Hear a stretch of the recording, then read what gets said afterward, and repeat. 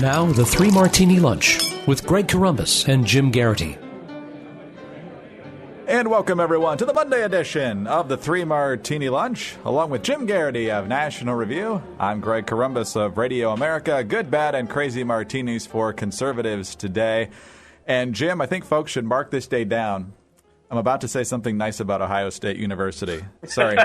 Sorry, the Ohio State University. But in this current college atmosphere of administrators just rolling over and doing absolutely nothing when crazy student demands are issued, you got to give credit where credit is due. Over at Ohio State University, a bunch of protesters been occupying a building with all sorts of liberal/socialist grievances. At one point, the people who actually work in that building felt like their safety had been threatened. So Vice President Jay Kasich goes over to talk to the students with a message from the president of the university, and he let them know about their fate if they don't clear out. If you refuse to leave, then you will be charged with a student code of conduct violation. And I'm telling you this now because I want you to have good thought and careful consideration. If you're here at 5 a.m., we will clear the building and you will be arrested. And we will give you the opportunity to go to jail for your beliefs. Yes, sir. What do you mean by clear the building? Our police officers will physically pick you up and take you to a paddy wagon and take you to be arrested. So there you go. In case you didn't hear the student's question, what does it mean to clear the building? He also said you're likely to get expelled if you don't clear out by 5 and you end up getting arrested. So, Jim, in the same week where DePaul University banned chalk, political statements written in chalk on the sidewalk because one kid wrote, "Make DePaul great again." This is a profile in courage here at Columbus. Greg, one of the things that comes to mind here is I love it. Wait, when you say clear the building, how else did he think they meant it? Unless he was picturing like a snowplow coming through the halls and kind of just pushing them along or something like that. Do you mean metaphorically clear the building? We're going to clear our minds? Here's the thing. America has this proud tradition of protest, but part of that proud tradition of protest was that you accepted the consequences of that protest. And particularly if you go on to, that's why usually you're protesting in a public square, in a public street, a public place. You can get in trouble if you won't allow people, you're allowed to, for example, picket and march, but if you don't let people get into a place, you can be arrested. This was a privately owned building by the university. You can go in and protest.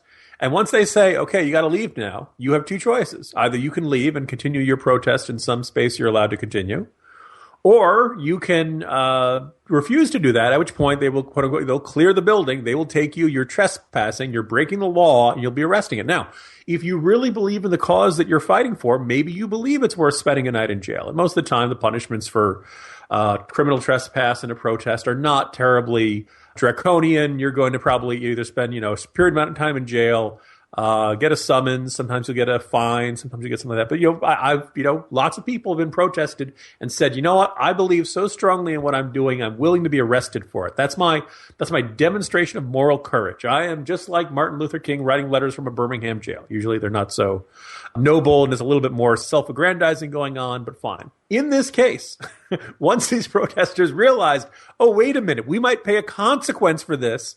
They back down. And here, these students here, they're perfectly fine for them to protest. You just can't disrupt other people's lives. Or if you are, you should be willing to pay the price for it. I think it kind of demonstrated that it's all fun and games until people start talking about clearing the building, Greg. That's right. And I think you put your finger on the button there where they're used to having no consequences. They just get to go out there and do their thing. I remember back in high school, there was senior skip day. I think a lot of schools have that. I don't know if yours did. But for many, many years, you skipped, but then you served detention or whatever you did to serve the punishment for having an unexcused absence. As I got closer and closer to being a senior, the parents started calling in and saying their kid was sick, so there'd not even be any punishment with that.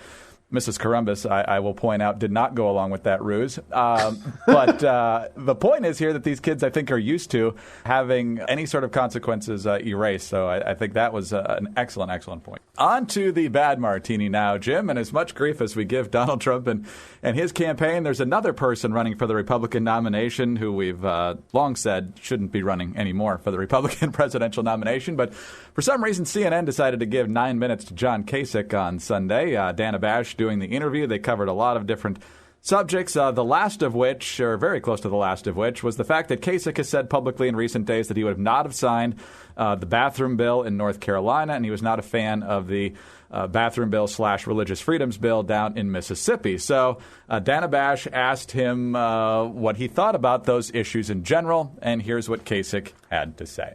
There is a legitimate concern for people being able to have their deeply held religious beliefs, religious liberty. But there's also people who we shouldn't be discriminating against. We need to have a balance. We need to strike a balance. And I just wish that everybody would just take a breath and calm down, because you see, trying to figure out how to legislate that balance is complicated, and you keep doing do-overs because nobody gets it right. So if we would just kind of calm down here, I think things would settle down. And what I like to say is just relax. If you don't like what somebody's doing, pray for them. And if you feel as though somebody is doing something wrong against you, can you just for a second get over it? You know, because this thing will settle down. Jim, he never actually says what the balance is. But in the meantime, all of you worried about your First Amendment rights, just get over it. That audio clip you just played was a perfect distillation of everything I cannot stand about John Kasich. It's dismissive. It's smug. It's like, look, I'm the only reasonable adult in the room. And, these bickering children.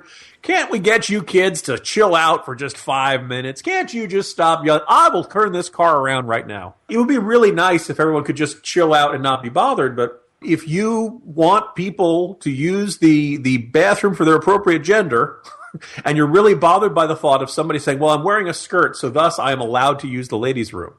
Whether or not you think this is a common situation, whether or not you think this is an uncommon situation, right now, if you're a man, most of the time you can't use the ladies' room. And if they catch you using the ladies' room, they will yell at you or perhaps even, press charges against you, depending on whether you're just running in there because you really need to pee or because whether you're trying to do something very much more inappropriate.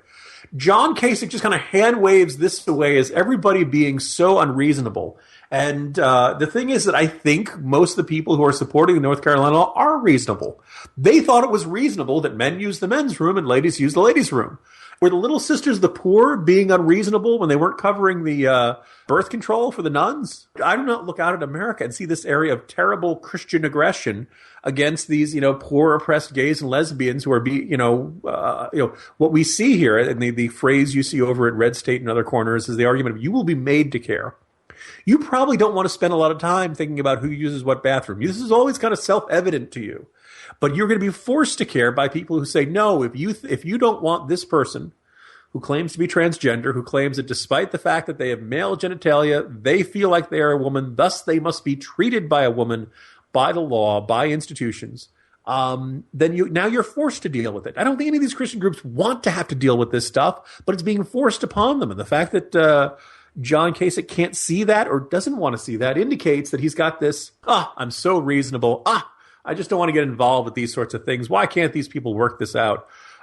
Throwing up his shoulders and throwing up his hands in frustration tone that's just a complete and total misreading of the situation and doesn't speak particularly well of him as a leader. The good news for John Kasich, though, considering he'll never be president, is that come 2019, I think, is when his governor's term ends, he's got a great future as a yoga instructor because in that 50 seconds, he said, calm down, relax, and breathe about 5 or 6 times. So the next career is right there on the horizon. Hugging everyone in America to more extensive poses.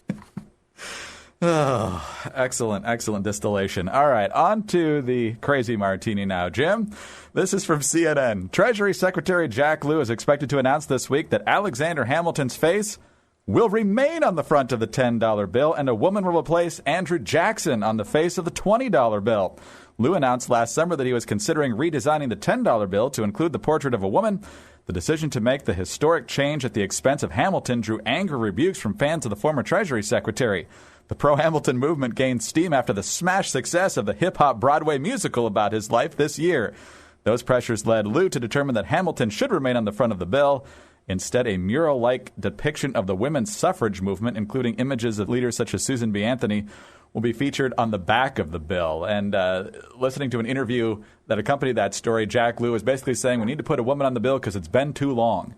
He didn't have one in mind yet, but for some reason, we've got to do this right now, and it looks like Andrew Jackson's going to end up on the scrap heap of history. We will stand for equality. Particular individual identified to be named later.